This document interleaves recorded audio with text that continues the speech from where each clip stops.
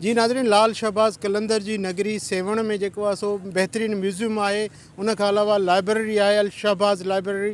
उन में जो आहे सो शहरनि पारां जो आहे जागीरता हिकिड़ी मुहिम हलाई पई वञे शागिर्दनि खे जो आहे सो हिन तरफ़ मुतवजह करण लाइ हिकिड़ो जागीरता मुहिम जी शुरूआत कई आहे। अचो त हिते मौजूदु शागिर्दनि ऐं जेके ग्रैंड अलायंस जा अॻुवान आहिनि उन्हनि सां ॻाल्हि ॿोल कयूं त उन्हनि जो छा चवणु आहे। सेवन म्यूज़ियम ठाहियो वियो आहे जंहिंमें असांजो नवाज़ात, लाल साईं जा दरवाज़ा, पुराणी शयूं, क़दीमी तलवारूं, हथियार, उन खां पोइ क़ुरान शरीफ़, उन खां पोइ जेको आहे सो तमामु सुठा मॉडल रखिया विया आहिनि जेके सिंध में ॿियो नंबर म्यूज़ियम आहे।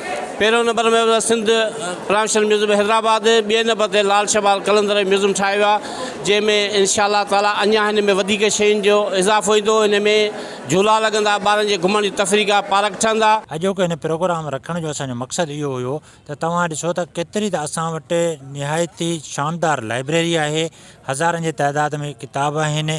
हींअर असां मौजूदु जेको जंहिं बिल्डिंग जे अॻियां बीठा आहियूं म्यूज़ियम, सेवण म्यूज़ियम, इहे केॾियूं न हिन में नायाब शानदार सक़ाफ़ती तारीख़ी शयूं ऐं बिलख़सूस मुर्शिद लाल शहबाज़ कलंदर जो पुराणो जेको दरवाज़ो आहे उहो बि हिते जेको आहे सो रखियलु आहे। त हाणे इन्हनि शयुनि ॾांहुं असांजे सेवण जे नौजवाननि जी असांजी का बि जेको आहे तवजह कान्हे। असांजे अॼोके प्रोग्राम जो मक़सदु इहो आहे त असां जागरता हिकिड़ी जेको आहे मुहिम खणी चयूं पाण कंहिंखे, त असां उनखे रखणु था चाहियूं या कंटिन्यू हलाइणु था चाहियूं। असां सेवन म्यूज़ियम ऐं लाइब्रेरी घुमिया आहियूं, उन मां असां तमामु घणो नॉलेज हासिलु कई आहे। ऐं असां चवणु चाहियूं था ॿियनि स्कूलनि खे, उन्हनि खे बि गुज़ारिश था कयूं, उन्हनि जी मैनेजमेंट खे गुज़ारिश था कयूं त हिते अची कुझु हासिलु कनि, कुझु हितां नॉलेज वठनि। असांखे ॾाढो ख़ुशी थियो त जा असां आहियूं, पुराणे शयूं ॾिसूं था, हीअ सभु कुझु ॾिसूं था, हीअ वग़ैरह मतिलबु ॾाढी ख़ुशी थी असांखे जो असां हिते आया आहियूं। ऐं ॿियनि स्कूलनि जी शागिर्दनि खे मां गुज़ारिश कंदमि त असां सभिनी खे, बल्कि उन्हनि खे बि हिते अचणु घुरिजे। हिते मुख़्तलिफ़ क़िस्म जी शयूं आहिनि जेके असांखे ॾिसणु घुरिजनि। हीअ घुमणु असां इन म्यूज़ियम में आया आहियूं त असांखे घणी कुझु नॉलेज बि मिली आहे ऐं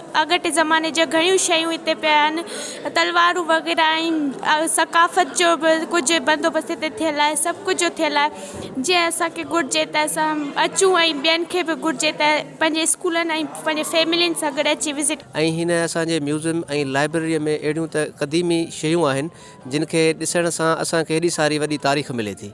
जेसिताईं असां बुक्स खे न पढ़ंदासीं त मां सम्झां थो त असां पंहिंजी ज़िंदगीअ खे बहितर नमूने सां कामयाबु कोन करे सघंदासीं। सो अॼु जो जेको मैसेज आहे ऐं जेको मेड़ाको आहे, हिन जो मक़सदु इहो आहे त असां पंहिंजे दोस्तनि ताईं हीअ मैसेज पुॼायूं त तव्हां अचो ऐं लाइब्रेरी विज़िट कयो, म्यूज़ियम्स विज़िट कयो।